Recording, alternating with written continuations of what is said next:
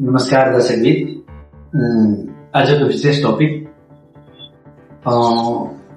जस्तै हाम्रा फन्डामेन्टल कुराहरू छन् मौलिक हकका बारेमा आज हामीहरू सम्पूर्णमा र नेताप्रति यो जानकारी गराउन चाहन्छु कि फन्डामेन्टल राइट पहिला फन्डामेन्टल राइटको कुरा जसले गर्छन् यो समाजमा यसपालि स्थानीय चुनावमा उसलाई मत दिनु। किनभने अहिले पनि हाम्रो गाउँमा सडक निर्माण हुँदै क्रममा कति मान्छेले भन्छन् कम्पोसेसनको कुरा गर्छन् कि वास्तवमा कसैको घर गयो त्यसलाई त अलि न अलि कम्पोसेसन त दिनुपर्छ नि होला जस्तो मलाई पनि लाग्छ।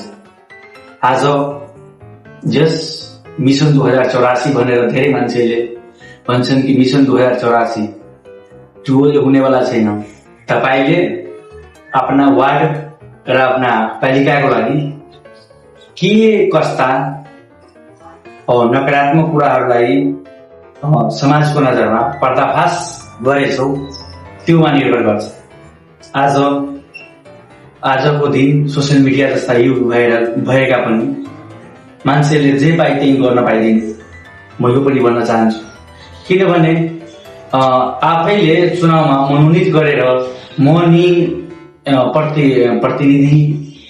मनी प्रतिनिधि छु भनेर कतै त भन्न मिल्दैन नि सर। क्याबिनेट भन्नाले के हुन्छ?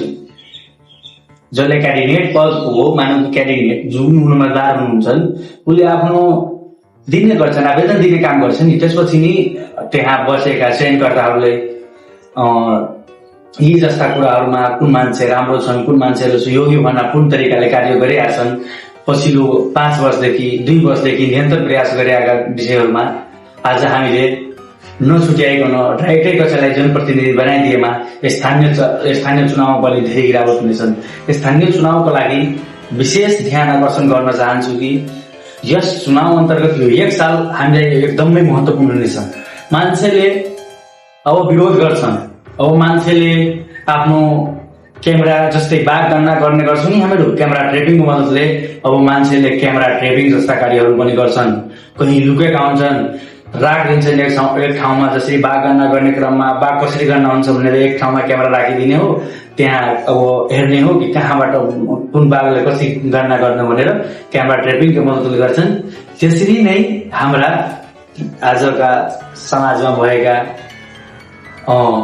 जनप्रतिनिधि र यसमा पाल्नु या जुड्नु भएका जतिको प्रतिनिधिहरू छन् ती सबले यस्ता कार्य र कार्यविधिहरू गर्नेछ।